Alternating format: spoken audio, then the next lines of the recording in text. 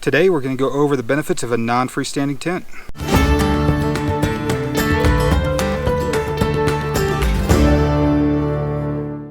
So for this video, it's actually a collaboration video. I've collaborated with Devin over at Backcountry Exposure, and he's going to be giving you the benefits of a freestanding shelter. So check out his channel. There's going to be links below, links up in the cards, all that good stuff. He is a great wealth of knowledge for the outdoor community. So thank you, Devin, for collaborating on this. So let's get to the benefits of a non-freestanding shelter. So you're probably asking yourself, what is a non-freestanding shelter? A non-freestanding shelter are tents like this one here. This is a Lunar Solo made by 6 Moon Designs, and it uses a trekking pole right here to support it. It doesn't have your regular poles like you see in a big Agnes and Nemo, Kelty tents like that. So this needs some sort of support. So you've got a trekking pole. If you aren't hiking with trekking poles, you can buy a little carbon fiber pole that they make that is just for this tent, and same for other tent manufacturers. They make those carbon fiber poles. But I see some tents as well that are non-freestanding.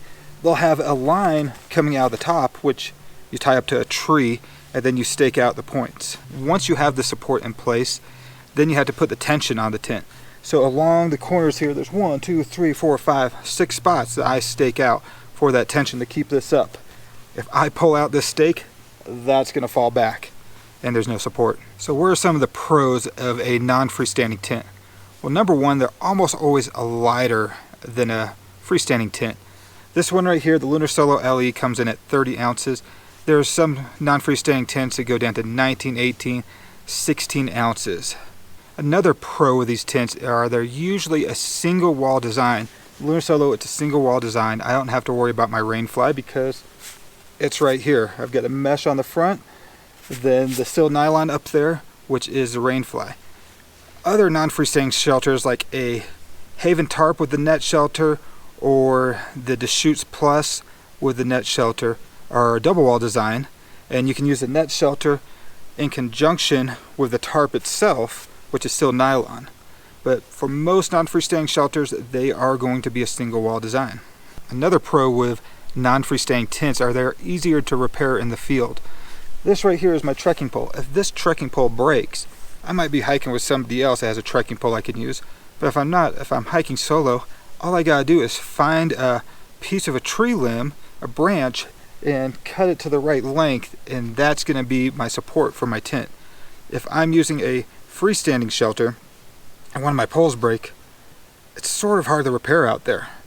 With this here, I've just got the one support here. If the trekking pole breaks, like I said, I can use a tree limb, a branch, something like that to hold it up.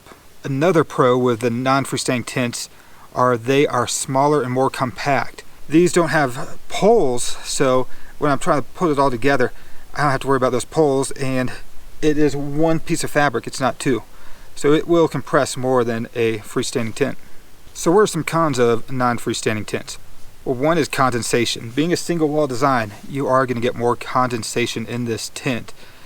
The Lunar Solo does have a lot of area where you can get some good airflow in there, but for the most part with a single wall design, you're going to get condensation. Another con is if a stake fails, your tent's most likely to fall over. I'll just show you right here. I'm just going to undo this quick so you can see. See how that goes back? So if that was a fail, I'm losing my support of my tent. If a stake gets pulled out of a freestanding tent, your tent's still staying up because of the poles that's holding it together. Another con with non-freestanding tents is if you have to move it. Say something happens in your site where you've got to move your tent just maybe 10-15 feet away, maybe you got to move it 100 yards away. You have to unstake everything and it just comes into one big ball. If you're using a regular tent that's freestanding, that's so much easier to move than a non-freestanding tent. One other con to non-freestanding tents are they're harder to clean. With a freestanding tent, I just take it and I'll shake it out and get everything out. Here you get a buildup of rocks or pine needles, something like that. It's almost easier to take the tent and just do it inside out to get everything out from it. Shaking it, it's hard to get everything out of the tent. I'm going to give you a myth on non-freestanding shelters. You don't need perfect ground to stake out your tent. There's places like Mount Whitney. I've been places on the Silver Moccasin Trail where I've actually slept on a road. And what you can do, if you can find some rocks, you just tie up to the rocks. Instead of using stakes, you're tying off to rocks. And that works for all 6 sides of this tent that I'm staking out. Maybe you're in a spot where it's real rocky, but you got some spots that you can stake out. That actually happened to me at Whitney one time, where I staked out two or three corners, and the rest I used rocks.